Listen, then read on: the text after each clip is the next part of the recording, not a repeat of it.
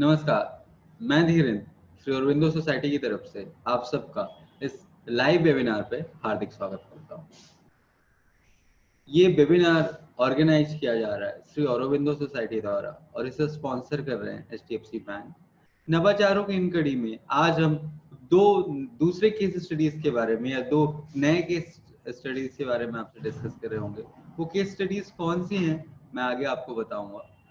कई दिनों से हम आपसे इन इनोवेटिव आइडियाज को, इन नवाचारों को डिस्कस कर रहे हैं, इनके बारे में आपसे परिचर्चा कर रहे हैं। ये वो नवाचार हैं जो हमारे द्वारा, या जैसे मैं हमेशा कहता हूँ मेरे द्वारा या मेरे जैसे किसी व्यक्ति से जो श्री अरविंदो सोसाइटी या इस संस्था से जुड़े हुए हैं उनके द्वारा दिया गया नहीं है, बल्कि ये आप जैसे शिक्षकों के द्वारा ही दिए गए हैं। ये सारे इनोवेटिव आइडियाज आप जैसे टीचर्स के द्वारा दिए गए हैं। तो हमें उम्मीद है कि जब ये टीचर्स हम इनोवेटिव आइडियाज दे सकते हैं तो आप सबके पास भी निश्चित तौर पे अपने इनोवेटिव आइडियाज होंगे ही होंगे। और आप सबके पास भी कोई छोटा सा ऐसा तरीका हो सकता है जिससे कुछ शिक्षा के स्तर पे या विद्यार्थियों के लेवल पे या शिक्षक के लिए या फिर समुदाय के लिए या फिर विद्यालय या फिर सभी के लिए थोड़ा बहुत कुछ ना कुछ बेहतर हो रहा हो या बेहतर परिणाम निकल रहे हो, तो वो नवाचार आप हम तक पहुंचा सकते हैं। नवाचार किस तरीके से पहुंचाने हैं, किस तरीके से आप नेशनल लेवल पर सम्मानित किए जा सकते हैं, किस तरीके से आपके इनोवेटिव आइडियाज इस नवाचार पुस्तिका में सम्मिलित हो सकते हैं या शामिल किए जा सकते हैं, ये सारी जानकारी आप मुझसे वेबिनार के एंड में मैं आपको टाइम दूंगा तो आप मुझसे पूछ सकते हैं। इसके अलावा अगर आपके मन में कोई डाउट, कोई कंफ्यूजन, कोई क्वेरी, कोई इशू हो या कोई एक्सपीरियंसेस आप अपने साझा करना चाहते हैं हमारे साथ, तो वो भी वेबिनार के अंत में, अगर आप फेसबुक से जुड़े हुए हैं तो आप कमेंट के माध्यम से अपने प्रश्न या अपने अनुभव हमारे साथ साझा कर सकते हैं। और अगर आप जूम में हमारे साथ जुड़े हुए हैं तो आप डायरेक्ट प्रश्न पूछ सकते हैं हमसे और मैं या फिर अपने अनुभव साझा कर सकते हैं, जिससे सिर्फ मैं ही नहीं या हमारी संस्था ही नहीं, सारे लोग जो फेसबुक पे भी हमसे जुड़े हुए हैं आपके इस अनुभव को सुनेंगे और आपसे प्रभावित होंगे और लाभान्वित होंगे। तो आइए हम शुरू करते हैं नवाचार को या अगले नवाचार को, इस केस स्टडी को जो हम कई दिनों से आपसे केस स्टडीज डिस्कस करते आ रहे हैं। आज की जो केस स्टडीज है वो दो केस स्टडी मैं आपके साथ डिस्कस करने जाऊंगा। पहली हम बात करेंगे राष्ट्र निर्माण में और दूसरी हम बात करेंगे भविष्य सृजन में। तो सबसे पहले मैं राष्ट्र निर्माण as a case study, as a नवाचार आपसे बात कर रहा हूँ कि आखिर राष्ट्र निर्माण क्या है। तो मैं ये डिस्कस करूं कि राष्ट्र निर्माण क्या है, उससे पहले आइए समझते हैं, मेरा एक प्रश्न है आपसे कि राष्ट्र निर्माता कौन है। तो हम सब जानते हैं कि शिक्षक को ही राष्ट्र निर्माता कहा जाता है, कि शिक्षक राष्ट्र निर्माता है क्योंकि वो बच्चों को शिक्षा देते हैं। पर मैं आपसे एक बात जानना चाहूंगा कि क्या सिर्फ शिक्षा देकर के, मतलब पढ़ाई लिखाई या किताबी ज्ञान देकर के ही राष्ट्र निर्माण संभव है क्या? सिर्फ किसी को किताब की शिक्षा देकर के कि वो अच्छा डॉक्टर, एक अच्छा इंजीनियर, एक अच्छा बिजनेसमैन बन जाए, अच्छे पैसा प्राप्त करने लग जाए, कमाने लग जाए, अच्छी उसकी जीवन शैली हो जाए, पैसे अर्न करे, क्या यही राष्ट्र निर्माण है? या राष्ट्र निर्माण इससे कुछ ज्यादा भी? क्योंकि राष्ट्र सिर्फ पैसों से नहीं बनता, राष्ट्र बनता है उस देश के नागरिकों के आचार, विचार और व्यवहार से। तो अगर हम राष्ट्र निर्माण की बात कर रहे हैं तो राष्ट्र निर्माण के लिए सिर्फ किताबी ज्ञान ही पर्याप्त नहीं है। और अगर शिक्षक राष्ट्र निर्माता हैं, जैसा कि हमेशा कहा जाता है और मैं भी मानता हूं, तो अगर शिक्षक राष्ट्र निर्माता हैं तो फिर ये हमारा दायित्व बन जाता है, हमारा कर्तव्य बन जाता है कि हम सिर्फ बच्चों की पढ़ाई लिखाई में ही ध्यान ना दें, बल्कि इसके अतिरिक्त भी उन्हें बेहतर नागरिक बनाने के लिए प्रयास करें। क्योंकि एक राष्ट्र के निर्माण के लिए, एक राष्ट्र को बेहतर तरीके से कार्य करने के लिए कई सारी और भी विधाओं की आवश्यकता पड़ती है, कई सारा और भी ज्ञान प्राप्त करने की आवश्यकता पड़ती है। जैसे आज के समय में अगर मैं बात करूं तो सबसे बड़ी समस्या है प्रदूषण। प्रदूषण बहुत बड़ी समस्या, और सिर्फ हमारे देश के लिए ही नहीं अपितु पूरी दुनिया के लिए। कई सारे प्रयास किए भी गए और कई सारे प्रयास सिर्फ शायद कागजों पे ही रह जाते हैं।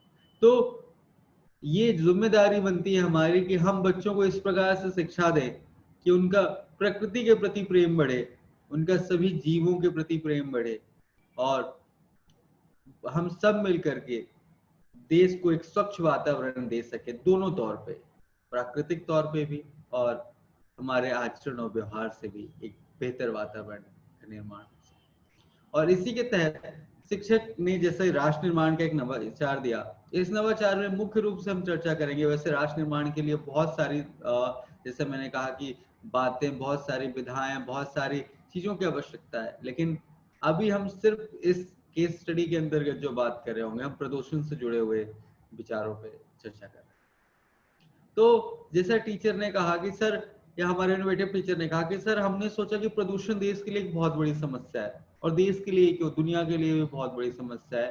पर हमारा देश, जहाँ पे धरती को माँ कहा जाता है, नदियों को माँ कहा जाता है, वहां पे धरती की कंडीशन बोल दें या नदियों की कंडीशन बोल दें, दोनों ही बहुत बुरी हो रखी है। गंगा जो सबसे पवित्र नदियों में एक है, वो दुनिया की सबसे ज्यादा प्रदूषित नदियों में भी है।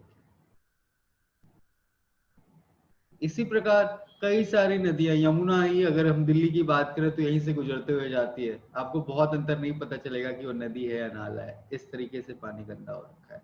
तो ये हम सबकी जिम्मेदारी बनती है कि हम प्रदूषण मुक्त करें अपने आसपास के वातावरण को, अपने शहर, अपने देश को।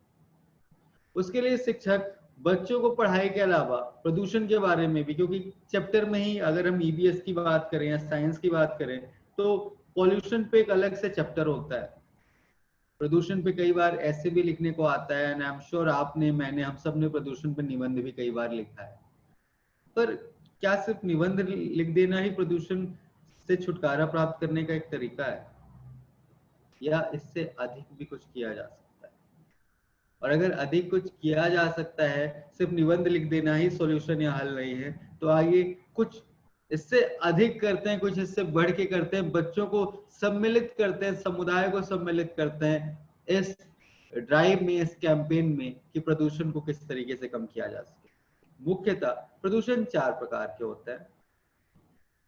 साउंड पोल्यूशन, या जिसको ध्वनि पोल्यूशन बोलते हैं, देन वाटर पोल्यूशन, या जिसको जल पोल्यूशन बोलते हैं, एयर पोल्यूशन, या जिसको वायु पोल्यूशन बोलते हैं, और चौथा सॉइल पोल्यूशन, या जिसको मृदा पोल्यूशन या मृदा प्रदूषण बोलता है।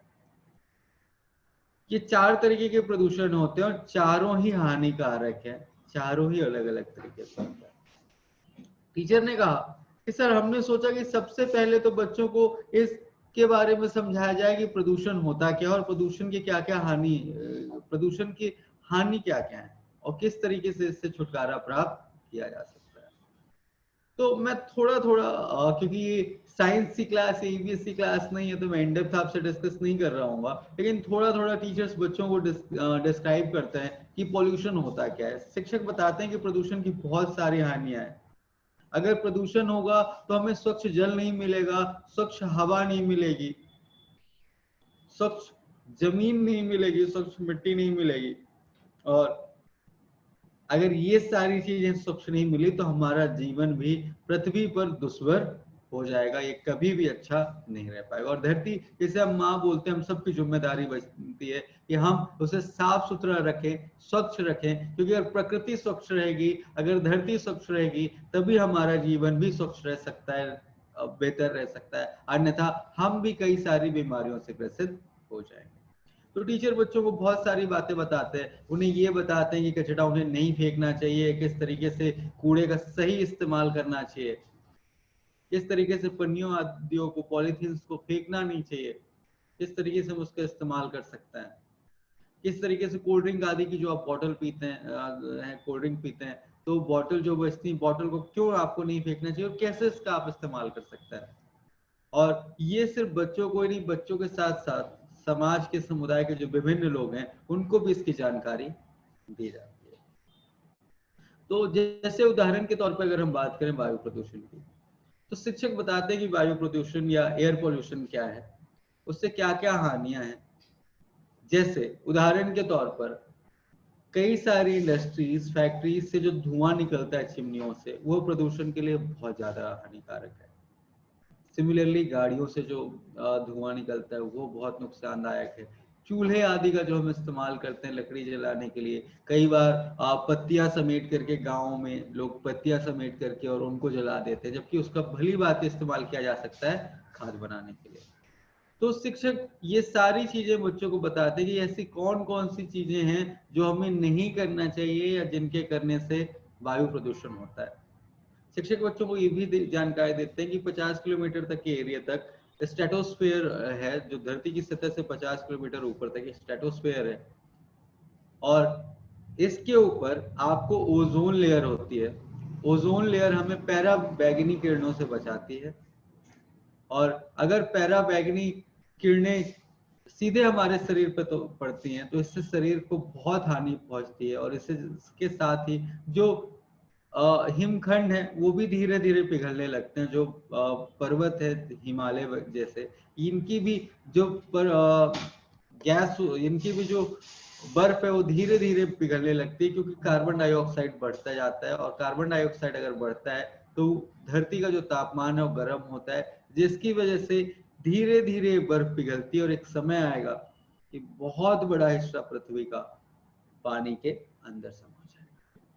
तो शिक्षक ऐसे वायु प्रदूषण के बारे में बच्चों को बताते हैं, फिर उनका रोकथाम भी बताते हैं कि अगर हम ऐसी गाड़ियों का इस्तेमाल ना करें, कंपनियों से कम धुआं निकले, हम लकड़ी आदि को जलाने के लिए इस्तेमाल ना करें, जो पत्ती या कूड़ा हम समेट के जला देते हैं कई बार, उसे ना जलाएं, और इस तरीके से अगर किया जाए तो वायु प्रदूषण को हम कम कर सकते हैं।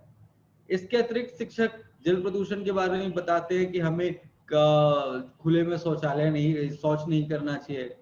इसके साथ ही कपड़े आदि नदी या तालाब के किनारे नहीं धुलना चाहिए। साथ ही साथ शिक्षक ये भी बताते हैं कि किस तरीके से फैक्ट्रीज से निकलने वाली जो गंदगी है वो सीधे तौर पे नदियों से जोड़ दी जाती है, जिसके वजह से नदियां प्रदूषित होती है। इसके अतिरिक्त जो चमड़े का कारखाना या जो कागज की फैक्ट्री है, इनसे निकलने वाला भी जो पानी है वो सीधे तौर पर नदियों से जोड़ दिया जाता है। बड़े शहर से निकलने वाले जो गंदे नाले रहते हैं उनका पानी नदियों से सीधे तौर पर जोड़ दिया जाता है, जो कि बहुत ज्यादा हानिकारक है, और इसकी वजह से जल प्रदूषण होता है। इसके अतिरिक्त जो पेस्टिसाइड, इंसेक्टिसाइड या कीटनाशक आदि का इस्तेमाल करते हैं, उसकी वजह से भी पानी गंदा होता है, और अगर पानी प्रदूषित है, हम वही पानी पीते हैं, तो हमारे शरीर में भी बीमारियां जन्म लेती हैं, पनपती हैं। तो इसके रोकथाम की भी जानकारी शिक्षक बच्चों को देते हैं। इसके अतिरिक्त ध्वनि प्रदूषण के लिए भी शिक्षक बच्चों को बताते हैं कि बहुत तेज से म्यूजिक बजाना, या त्योहारों के दौरान बहुत तेज तेज से लाउड स्पीकर बजाना, उससे भी ध्वनि प्रदूषण होता है। गाड़ियों का हॉर्न जबरदस्ती बजाना, बिना कारण के बजाना, ये भी ध्वनि प्रदूषण करता है। इसके अतिरिक्त शिक्षक मृदा पॉल्यूशन के बारे में भी, मृदा प्रदूषण के बारे में भी बच्चों को बताते हैं कि मृदा प्रदूषण क्या है। जब बहुत सारे कंपनीज, फैक्ट्रीज का की जो गंदगी है वो सीधे डंप कर दी जाती है या फेंक दी जाती है धरती पे, या जो हम पॉलीथीन वगैरह इस्तेमाल करते हैं उसको फेंक देते हैं, तो ये सारी चीजें मृदा को प्रदूषित करती हैं। इसके अलावा जो पेस्टिसाइड या कीटनाशक का इस्तेमाल हम करते हैं वो भी मृदा को प्रदूषित करता है। इसके अतिरिक्त जो कंपनीज से निकला हुआ कचरा है, या जो इलेक्ट्रॉनिक कचरा है, बहुत सारा कंप्यूटर, लैपटॉप जैसी चीजें खराब हो गई, उनको फेंक दिया गया, तो ये सड़ने में बहुत लंबा समय लेते हैं, और इसकी वजह से मृदा प्रदूषण भी होता है। शिक्षक बच्चों को इनका रोकथाम भी बताते हैं कि हमें सही तरीके से इन सारी चीजों को नष्ट करना चाहिए, इन्हें ऐसे ही नहीं फेंकना चाहिए।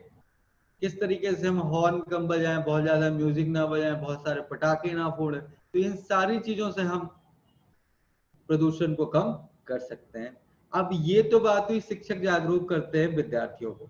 अब इसके अतिरिक्त विद्यार्थियों के साथ शिक्षक कैंपेन करते हैं, ड्राइव निकालते हैं, रैलियां निकालते हैं, बच्चों के हाथ में स्लोगन या नारे और पोस्टर दे दिए जाते हैं, और फिर बच्चे शिक्षक डिसाइड करते हैं कि हमें किस क्षेत्र से शुरू करना है और कहाँ तक हमें अपनी रैली करनी है, और बच्चे अपने हाथ में बैनर लिए, पैम्पलेट लिए, हाँ, जो कि बच्चे स्वयं हाथों से बनाते हैं, इससे बच्चों की जो क्रिएटिविटी है, जो कला है, उसका भी विकास होता है। बच्चे अपने हाथों से बनाते हैं और मोहल्ले में या कम्युनिटी में या जो एरिया डिसाइड होता है, बच्चे वहां पे रैली करते हुए जाते हैं, लोगों को जागरूक करते हैं, उनको समझाया जाता है कि आप प्रदूषण ना फैलाएं, या अगर प्रदूषण कर रहे हैं आप तो उससे क्या हानि है और किस तरीके से आप प्रदूषण को कम कर सकते हैं। इससे समुदाय का साथ भी मिलता है और धीरे धीरे बच्चों के अंदर और समुदाय के अंदर ये भावना जागृत होती है कि हमें प्रदूषण नहीं फैलाना चाहिए। और यही व्यक्ति जब एडल्ट बनते हैं, जब स्वयं बड़े होते हैं, तो अब इनके अंदर भी ये भाव, क्योंकि बचपन से ही इनके अंदर वो आदत शिक्षक द्वारा डाल दी गई कि हमें कचरा नहीं फैलाना चाहिए, हमें प्रदूषण नहीं करना चाहिए, तो क्या आपको लगता है अब ये बच्चे प्रदूषण फैलाएंगे? नहीं। ये आदत बहुत बड़ी चीज होती है, और अगर अभी से शिक्षक ने ये आदत डाल दी तो बच्चे जीवन पर्यंत इस आदत का निर्वहन करेंगे। तो ये सारी चीजों को ध्यान देते हुए शिक्षक का जो कार्य है राष्ट्र निर्माता होने का, या शिक्षक का जो कर्तव्य है, मैं कार्य नहीं कहूंगा, कर्तव्य कहूंगा, कि शिक्षक का जो कर्तव्य है एक राष्ट्र निर्माता का, वो तभी संभव है जब हम पढ़ाई के अतिरिक्त या पढ़ाई के साथ साथ दूसरी चीजों पे भी, दूसरे कार्यों पे भी विशेष ध्यान दें, और तभी राष्ट्र निर्माण भी संभव है। तो बहुत छोटा सा काम है, लेकिन बहुत बेहतर तरीके से हम कर सकते हैं। इसके अतिरिक्त जो हमारा विद्यालय प्रांगण है या खाली जगह है, वहां पे बच्चों से पौधे आदि लगवाए जा सकते हैं। इसके अलावा आप समुदाय को भी चाहें तो इसमें सम्मिलित कर सकते हैं और बच्चों को बोल सकते हैं कि जिम्मेदारी तुम्हारी इन पौधों की, आपको इसका देख रेख करना। बच्चे जो अभी तक पौधे उखाड़ देते थे, अब उनके अंदर भी एक भाव आता है कि पौधों को हमें ध्यान रखना चाहिए, पेड़ पौधों का ध्यान रखना चाहिए, इनसे हमें ऑक्सीजन मिलती है, ये जीवनदायक है, और इनकी रक्षा करेंगे तभी हमारे जीवन की रक्षा भी संभव है। तो ये था नवाचार राष्ट्र निर्माण। उम्मीद करता हूँ कि आपको ये नवाचार पसंद आया होगा, और राष्ट्र निर्माण के लिए हम और आप, हम सब मिलकर कार्य करेंगे। और एक शिक्षक एक राष्ट्र निर्माता होने के कारण, एक निर्माता, राष्ट्र निर्माता होने के नाते हम सब हम सब अपने कर्तव्यों का निर्वहन भली भांति और बेहतर तौर पे करेंगे। इसी उम्मीद के साथ आइए बढ़ते हमारे दूसरे केस स्टडी की तरफ, जिसका नाम है भविष्य सृजन। क्या है भविष्य सृजन? आइए इसके बारे में थोड़ी सी बात करते हैं। और क्यों ये दोनों नवाचार हमने साथ में उठाए, इसका भी एक कारण है। जब मैं कह रहा हूँ शिक्षक एक राष्ट्र निर्माता है, आप जब एक राष्ट्र निर्माता है, आप राष्ट्र को या व्यक्ति को आगे बढ़ाते हैं, विद्यार्थियों को जानकारी देते हैं, शिक्षा देते हैं, जिससे वो बेहतर नागरिक बन सके। तो इसमें दोनों ही चीज आती है। पहला तो हम बच्चों को दूसरे आयामों की जानकारी दे सकें, और दूसरा बच्चों को शिक्षा के प्रति भी जानकारी दे सकें, जिससे वो पूर्ण रूप से, पूर्णतया एक जिम्मेदार और बेहतर नागरिक बन के उभर सके। वो तभी संभव है जब बच्चा स्वयं एक अच्छा भविष्य अपना निर्माण करे, अच्छी पोजीशन, अच्छे करियर बनाए अपने, और साथ ही साथ वो अपने वातावरण, अपनी प्रकृति, अपने गांव, अपने शहर, अपने देश के बारे या संपूर्ण दुनिया के बारे में भी सोचे या कुछ बेहतर करने का प्रयास करे। और इसी के तहत आज जो दूसरी केस स्टडी जिस पर हम डिस्कस कर रहे होंगे, उसका नाम है भविष्य सृजन। भविष्य सृजन इसलिए भी मैं बोल रहा हूँ क्योंकि हम सब जानते हैं कि गांव या ग्रामीण क्षेत्र के जो बच्चे, या फिर हम शहरों की बात कर लेते, तो जो छोटे बच्चे, उन्हें आइडिया नहीं होता कि मैं आगे चल के क्या बनूंगा या क्या करूंगा। आई एम श्योर कि हम में से भी कई लोगों के साथ ये घटना घटी होगी कि हम करना कुछ और चाहते थे या बनना कुछ और चाहते थे, लेकिन हमने एडुकेशन किसी और विषय में ली। क्यों? क्योंकि हमें पता ही नहीं था कि हमें बनना क्या है। और जब तक हम ये महसूस कर पाते कि हमें इस क्षेत्र में जाना था या मेरा इंटरेस्ट तो इस क्षेत्र में था, तब तक देर हो चुकी रहती और हम अपना ग्रेजुएशन कंप्लीट कर चुके होते हैं। तो बच्चों को इतनी जानकारी नहीं होती कि उन्हें भविष्य में क्या बनना है, क्या करना है। एक शिक्षक होने के नाते हम ज्यादा बेहतर तौर पे डिसाइड कर सकते हैं। मैं तो कहता हूँ माता पिता से भी ज्यादा बेहतर तौर पे हम डिसाइड कर सकते हैं कि बच्चा किस क्षेत्र में अपना भविष्य बना सकता है। और जब मैं ये कह रहा हूँ कि माता पिता से भी बेहतर तौर पर हम डिसाइड कर सकते हैं, तो उसका एक कारण है, और एक नहीं, दो कारण है। पहला कारण तो ये कि माता पिता कई बार अपनी उम्मीदों का बोझ बच्चे पे डाल देते हैं कि मैं कलेक्टर नहीं बन पाया, मैं आईएएस नहीं बन पाया, तो मेरा बच्चा आईएएस बनना चाहिए या वो आईएएस बनेगा। भले ही बच्चे में हिस्ट्री के प्रति बहुत ज्यादा इंटरेस्ट ना हो, तो क्या वो आईएएस बन पाएगा? नहीं। तो पहला तो ये कि माता पिता ज्यादा जिम्मेदारी, अपने जो जिम्मेदारियों का भाव रहता है या जो अपनी इच्छाएं रहती हैं वो कई बार अपने बच्चे पे डाल देते हैं, जिसके वजह से वो ये डिसाइड करने में असमर्थ हो जाते हैं कि बच्चे को किस क्षेत्र में अपना करियर बनाना चाहिए या किस क्षेत्र में बच्चे की रुचि है। दूसरा, एक शिक्षक होने के नाते आप बच्चे को खेलता हुआ, पढ़ता हुआ, विभिन्न शैक्षिक और सह शैक्षिक गतिविधियों में हिस्सा लेता हुआ देखते हैं। तो जब आप देखते हैं कि कोई बच्चा या कोई बच्ची किस गतिविधि में हिस्सा ले रहा है, किस गतिविधि की तरफ ज्यादा आकर्षित है, तो आप बेहतर पोजीशन पे होते हैं, बेहतर स्थिति में होते हैं ये डिसाइड करने के या ये निर्णय लेने के कि बच्चा किस क्षेत्र में अपना करियर बना सकता है, क्योंकि आपको तब इस बात का एहसास हो जाता है कि बच्चे की रुचि आखिर किस क्षेत्र में है। क्योंकि माता पिता इतनी सारी एक्टिविटीज या गतिविधि करते हुए बच्चे को नहीं देख पाते। ये दोनों ही कारण है, और इसीलिए मैंने कहा कि शिक्षक को ज्यादा अनुभव होता है, ज्यादा जानकारी होती है, ज्यादा ज्ञान होता है कि बच्चे की रुचि क्या है, और बच्चे की अभिरुचि को पहचानते हुए उसे उस क्षेत्र में आगे बढ़ने के लिए शिक्षक प्रोत्साहित कर सकता है। इसके लिए हमारे इनोवेटिव टीचर ने, जिनका नाम है एम बालाजी राजा सर और जी चित्रा मैम। बालाजी राजा सर अलमपुदूर कोयम्बटूर से हैं और जी चित्रा मैम भी कोयम्बटूर से ही हैं। इन्होंने जो इनोवेटिव आइडिया दिए, जो नवाचार दिए, उसमें से पहला नवाचार है विभिन्न व्यवसाय एवं रोजगार। जैसे मैंने कहा, बच्चों को विभिन्न रोजगारों के बारे में और व्यवसाय के बारे में जानकारी ही नहीं होती है। जब बच्चों को जानकारी ही नहीं है तो आगे कैसे बेहतर बन पाएगा। तो इसी के कारण से, जैसे मैं आपसे ही बात करूं, आपसे ही पूछूं, तो क्या हम में से कई सारे लोगों ने फैशन डिजाइनिंग जैसे कोर्स के बारे में हो सकता है पहले सुना ही ना रहा जब हम सब स्टूडेंट रहे हों।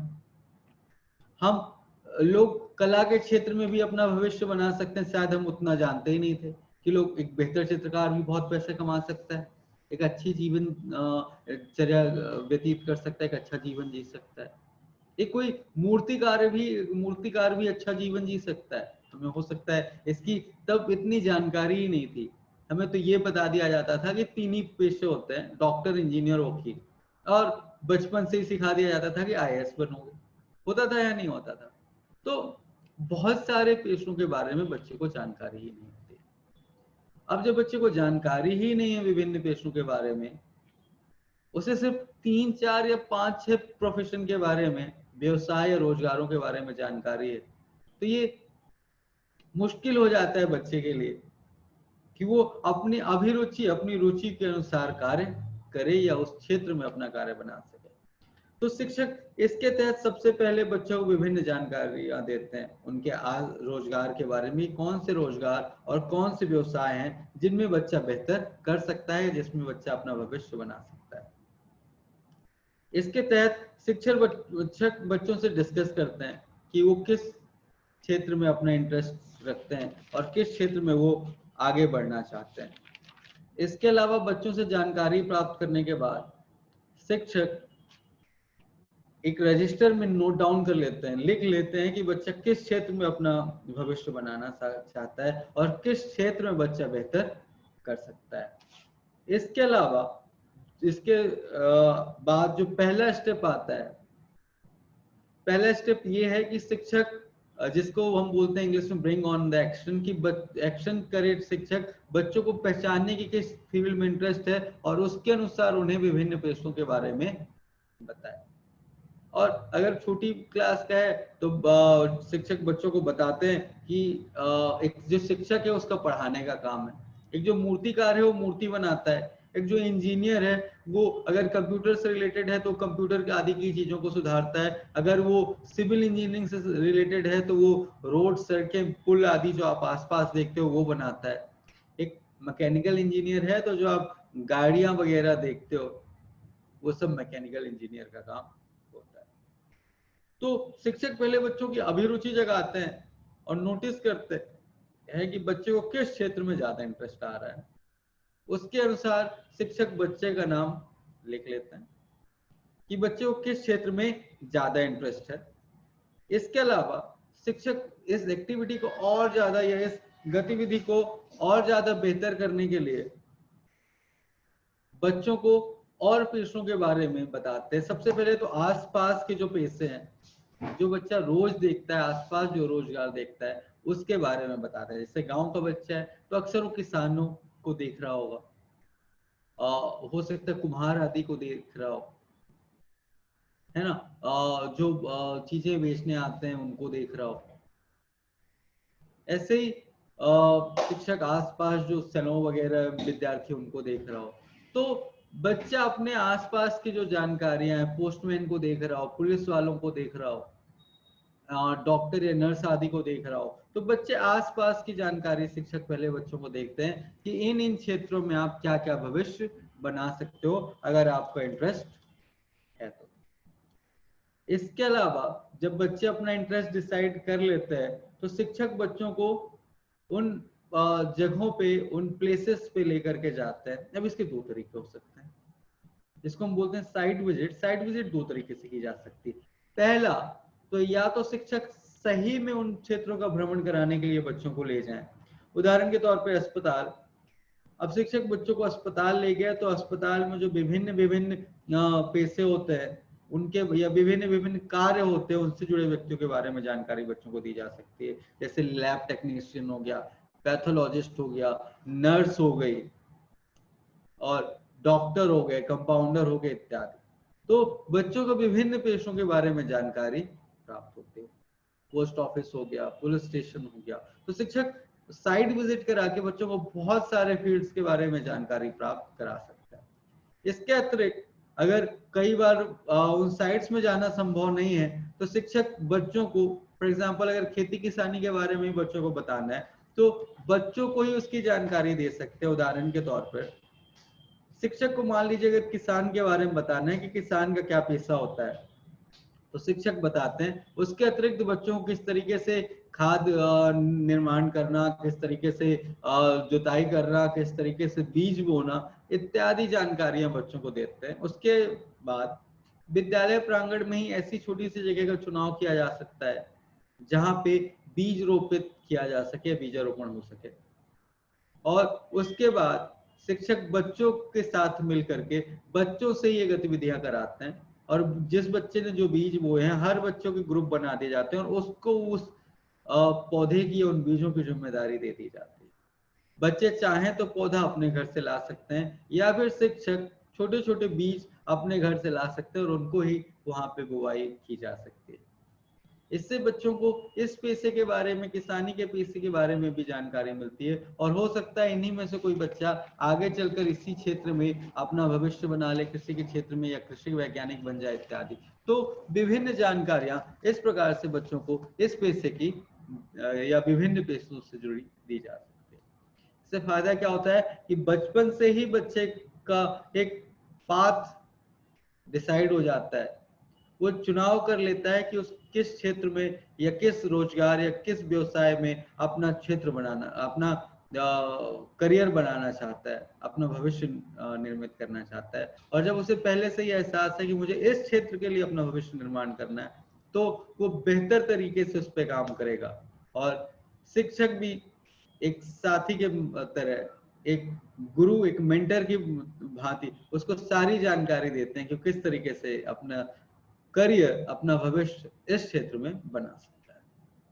आइए बढ़ते हैं दूसरे इनोवेटिव आइडिया की तरफ जिसका नाम है फॉलो योर रोल मॉडल या अपने आदर्श का अनुकरण। क्या होता है अपने आदर्श का अनुकरण? आइए थोड़ा सा हम जानकारी देते हैं इस पे या थोड़ा सा डिस्कस कर लेते हैं। हम सब जानते हैं कि जीवन में शिक्षा का महत्व क्या है और शिक्षा का महत्व या शिक्षा का महत्व जानते हुए शिक्षक बच्चों को इस तरीके से शिक्षा दे कि वो अपना भविष्य निर्माण कर सके, तो इससे अच्छी तो कोई बात हो ही नहीं सकती। पर कई बार होता क्या है कि हम as a parent, as a guardian उतना समझ नहीं पाते। उदाहरण के तौर पे मैं अगर आपसे एक उदाहरण रखूं कि कोई बच्चा है, उसके मैथ्स में या गणित में 80 अंक आ रहे हैं 100 में, और उसके इंग्लिश में अगर मैं 100 का पेपर मानूं तो इंग्लिश में 100 में 60 नंबर आ रहे हैं। फेल नहीं हो रहा है पर नंबर थोड़ा सा कम आ रहे हैं, गणित में उसके नंबर अच्छे आ रहे हैं। तो हम क्या करते हैं, किस चीज का ट्यूशन लगवाते हैं उसको? जिसमें वो होशियार है, जिसमें वो कमजोर है? जिसमें वो होशियार है, बिल्कुल। हम क्या करते हैं, तुम्हारे इंग्लिश में इतने कम नंबर कैसे आ रहे हैं, तुम्हें इंग्लिश का ट्यूशन जाना चाहिए, और हम उसका ट्यूशन लगवा देते हैं, कोचिंग लगवा देते हैं। अब हुआ क्या कि बच्चे का बहुत ज्यादा इंटरेस्ट इंग्लिश में नहीं था, तो अब बच्चा बहुत मेहनत करेगा, तो बहुत मेहनत करेगा तो शायद अब इंग्लिश में 70 ला लेगा, और मैथ्स में भी क्योंकि अब वो कम मेहनत कर रहा है तो मैथ्स में जहां 100 ला सकता था और मेहनत करता, तो अब मैथ्स में हो सकता है 70 ही ला। तो ये बच्चा जो आगे चल करके मैथ्स में अपना बेहतर भविष्य बना सकता था, बेहतर करियर बना सकता था, बेहतर मुकाम हासिल करता था, अब ना ये मैथ्स वाले पोर्शन साइड रहा और ना ये इंग्लिश वाले पोर्शन साइड।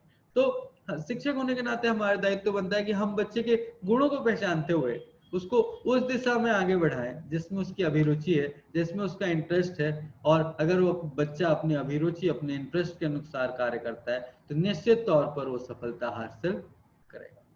और इसी को समझते हुए शिक्षक बच्चों को डिफरेंट ऑक्यूपेशन, डिफरेंट रोजगार, डिफरेंट पेशों के बारे में जानकारी देते हैं। शिक्षक ब्लैक बोर्ड पे कई सारे पेशों के बारे में बच्चों को लिखते हैं और बच्चों को बताते हैं। फॉर एग्जाम्पल, एक एक करके शिक्षक डिसाइड कर सकते हैं कि आज हम इस पेशे से जुड़ी जानकारी आपको देंगे, और शिक्षक एक एक कर पहले तो बच्चों को बोर्ड पे डिफरेंट डिफरेंट पेशों के बारे में लिख देते हैं और उनसे हाथ उठवाते हैं कि आप किस क्षेत्र में अपना भविष्य बनाना चाहते हैं।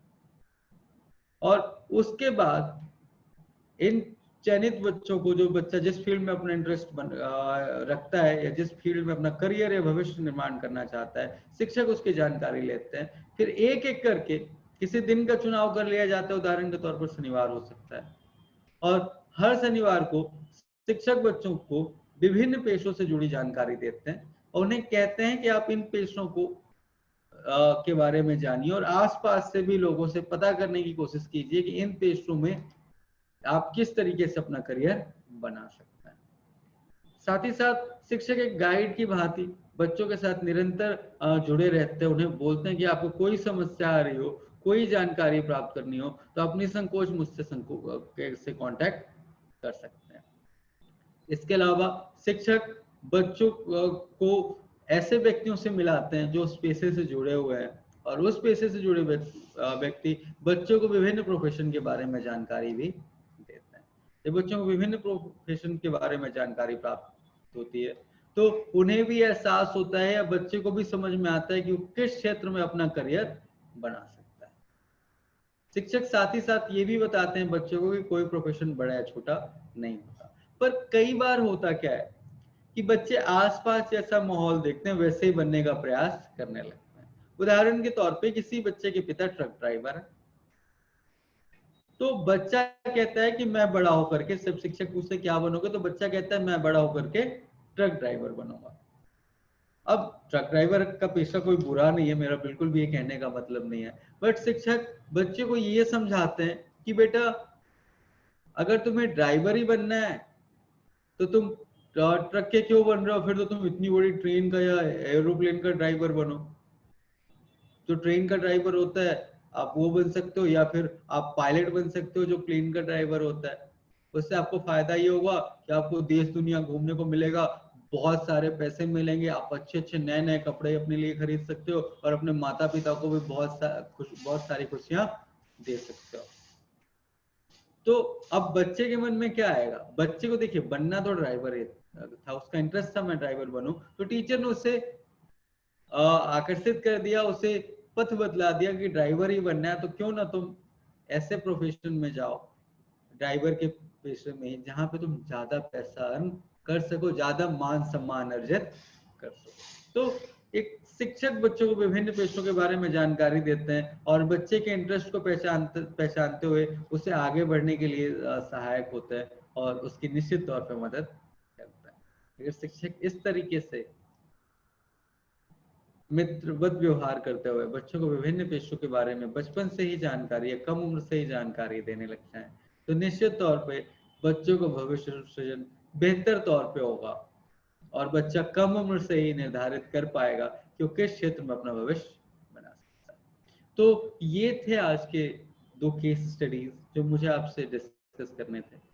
उम्मीद करता हूँ, आशा करता हूँ कि आपको ये नवाचार, ये केस स्टडी पसंद आई होगी और राष्ट्र निर्माता होने के तौर पे या राष्ट्र निर्माता होने के नाते आप निश्चित ही इन नवाचारों को अपने विद्यालय में क्रियान्वित करेंगे, जिससे हम और आप आगे चलकर अपने विद्यार्थियों का बेहतर भविष्य सृजन कर सकें, उनके सहायक हो सकें और निश्चित तौर पर एक बेहतर राष्ट्रीय परिकल्पना जो आप और हम मिलकर करते हैं उससे हम सच साबित कर सकें या सच होता हुआ देख सकें। आपके मन में अगर कोई भी डाउट, कोई भी प्रश्न हो इन नवाचारों से संबंधित या आप अपने अनुभव मेरे साथ साझा करना चाहते हो या ZIII प्रोग्राम से संबंधित आपके मन में कोई क्वेश्चन हो तो आप निसंकोच मुझसे पूछ सकते हैं। मुझे बहुत खुशी होगी आपके प्रश्नों का उत्तर करने में। आपके मन में अगर कोई भी डाउट है, कोई भी क्वेश्चन है इस प्रोग्राम से रिलेटेड, ZIII प्रोग्राम से संबंधित, तो आप मुझसे पूछ सकते हैं। या अगर आपके कोई अनुभव है जो आप मुझसे साझा करना चाहते हैं, अगर कोई ऐसी स्थिति बनी हो जहाँ पे आपने बच्चों के लिए कुछ बेहतर किया हो या अपने समुदाय या समाज या विद्यालय के लिए कुछ बेहतर किया हो तो निश्चित तौर पे आप मुझसे अपने अनुभव साझा कर सकते हैं।